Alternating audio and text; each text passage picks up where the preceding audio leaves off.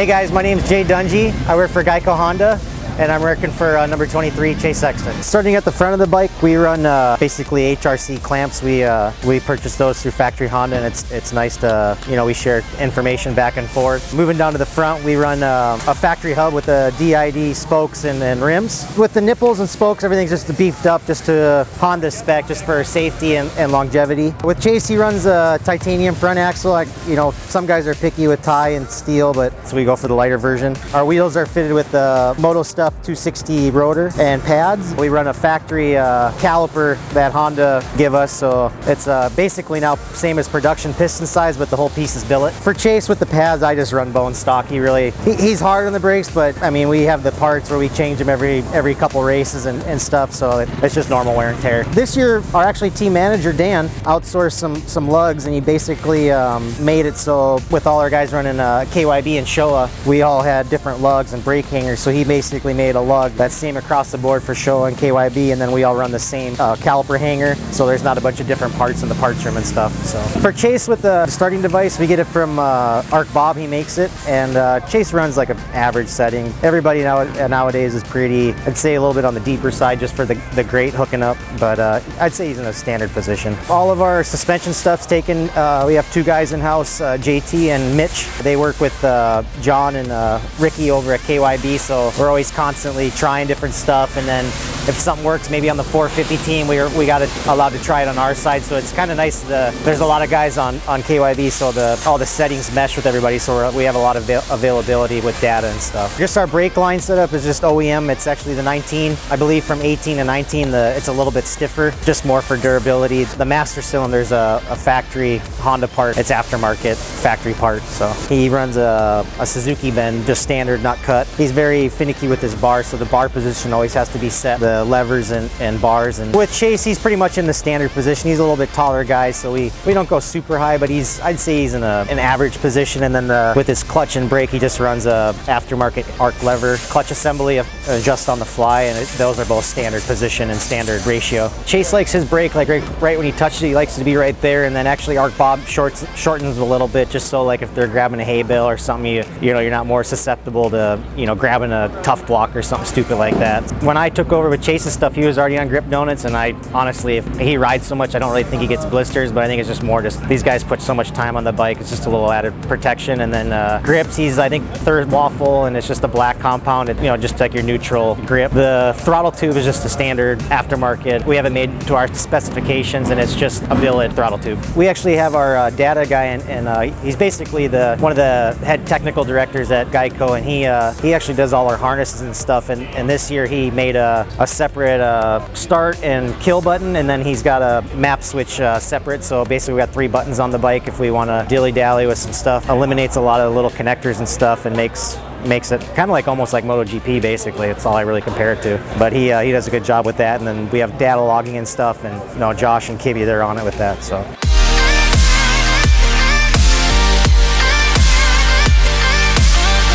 Kibby has these outsourced. They're just a little bit bigger, just not so much for keeping the bike cool, it's just to keep it maintain that operating temperature throughout the whole moto. You don't really see it much on Supercross. We do it just to kind of keep the bike at that certain temperature that we want, so it's ideal for the whole 15 minutes of the moto. With our radiator covers, the guys go back and forth. We have this mesh we use for outdoors. Twin Air supplies us with some of the covers for it, so I put those on just to help with the sand. But our tie tank is it's from factory Honda. They supply us with those. We have a little bit different configuration, so we run the aftermarket one, and with Supercross I don't keep it full. For our race tank, it actually holds a few more liters, more for outdoors, just to make sure on hot days nothing, we're not running out or anything. But usually pretty much I think everybody on Honda now has the factory tie tank on all the race teams. So they had some problems at Monster Cup, I think, with Kenny, and then I think he crashed and broke one of the starter buttons, so that's just more added safety. So if like the rider gets sand or something in it, you got to back up. And I actually think last weekend one of the privateers in the Atlanta Sand sand clogged up the starter button, just sand got stuck in there, and then, you know, he didn't have the second button, but if in our case we have the second button and the guys can go. There's actually an 18 and a 19 skid plate. We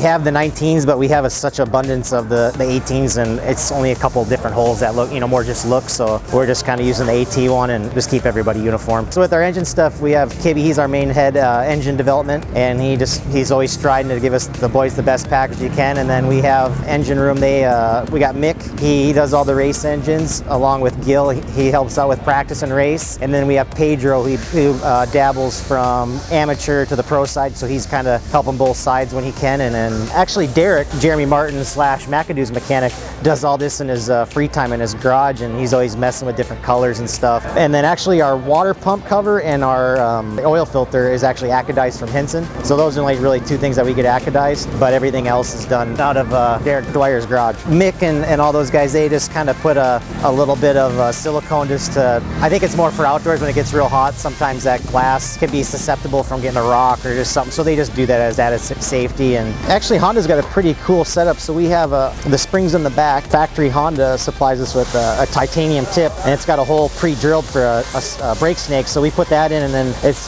hooked up to a little plate, and it goes behind the motor mount, and that's more just to help if, you know, the guy were to catch something, it doesn't bend out and saves us from a DNF. Hey, basically with all of our guys, all of our race team guys on the pro side, they're pretty much all in the same setup. They might dabble with maybe a spring or maybe just achieve a different pull, but for the most part, all 4 or 5 guys, they're all pretty much on the same setup. So basically OEM hangers. Before I started with the team, they started, I think with Honda just in general, they drill holes and just get different flex and stuff. So this is what he was on when I came to the team, and it just helps the chassis a little bit. Surprisingly, that little tiny hole makes that difference, but for the riders, it's a pretty big deal. So that's pretty much on all of our Geico bikes. There's 2 different options, and everybody's pretty much on that setup for Supercross. With our foot pegs, we get all from HRC. We have different options we can choose from. Chase is on a little bit of from OEM, he's a little bit back, and then OEM pins and springs, and then the whole actually foot peg and foot peg mounts all made out of billet titanium, one big chunk of billet. For the, you know, the brake clevers and stuff, we just get that from Yosh. It's part of their hard parts. Pretty solid part. OEM brake pedal spring. Actually, when I started, those master cylinders are hard to get, so I rallied up a bunch in the shop. They were like brand new. We have a vapor blaster at the shop, so we vapor blast them, cleaned them all up, and basically took 10 of the ones that were really good and put them on the race bikes. That sight glass is fine, but chances of you breaking the sight glass is very minimal. Like, probably will never happen, but it's just for us, it's just an added, you know, security not having that glass, because that could make or break your race, you know, and then with championship points and stuff coming down, you don't try just to eliminate the failures. So all titanium, and then we just run some aluminum nuts to save some weight. For the most part, just like all the other teams, I think most people now are all on titanium axles and pivots, so we're kind of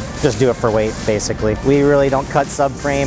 Nowadays, I think a lot of people mess with the shock height and stuff, but basically the way our shock setup is, you have to get it, compared to OEM, you have to get it the starter relay a little bit from the reservoir. So they make that sweet carbon piece, and it kind of keeps it tucked out of the way, and pretty solid piece of carbon. Towards the rear wheel, everything's OEM. The chain guides, brake line, and the rear brake caliper and hanger is all OEM.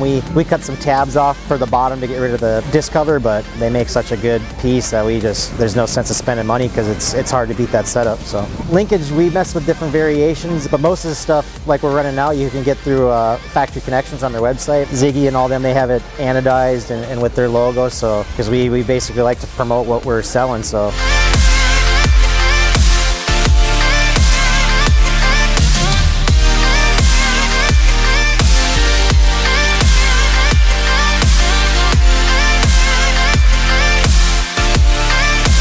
yep, and with the shock, it's a KYB and steel spring, and then they do their coating, make it look cool with the spring. And here we got high speed compression, low speed, and then we got rebound, and then we got rebound on the bottom, and everything's right there, so you just hop in with your screwdriver. But Chase, he does some clicking around here and there, and but for the most part, we use our eyes, you know, with Dan and everybody watching him and the suspension guys, and usually the comments line up, so we're all kind of on the same page when we go to make clicker changes for the race. But it's nice having all the clickers.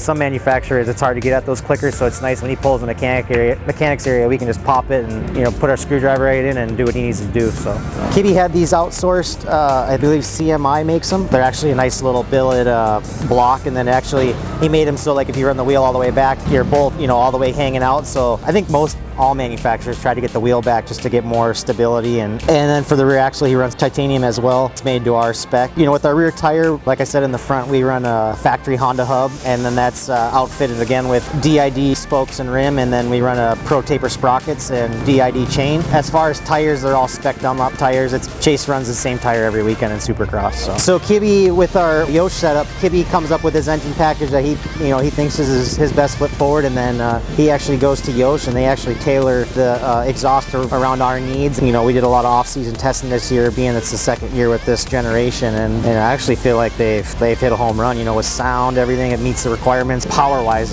the boys have been huge from last year to this year with Supercross. And as far as gearing position, we pretty much run the same thing every week, and we usually adjust it with Matt, but he's a 1351, and all the chain guides are all OE. The only thing is the bottom rear chain guide, the actual aluminum part, is factory Honda, and the only difference is between production and factory is it just doesn't have a hole, and that's just more to keep some rocks and stuff out for the type of racing we do. But for the most part, everything's OE. We run a CMI shift lever that's made to our spec. We have this billet aluminum piece, and they hard anodize it. Actually, the breather hose, you know, most guys just run like a little, you know, rubber hose. This one is actually from it's more from the car industry. It's more of like an oil cooler type line. We just do that because it's got a really hard casing, so it can't pinch. And at the bottom, I run a little piece of heat shrink, and it's more when you cut the stuff, it kind of can fray. So I just keep that so it kind of stays nice and clean. And you know, compared to the rubber hose, this stuff's top notch. With Chase, we run a lightweight foam, and then we run Decor stickers and seat cover, and pretty much everybody's on the same 6-rib seat cover. And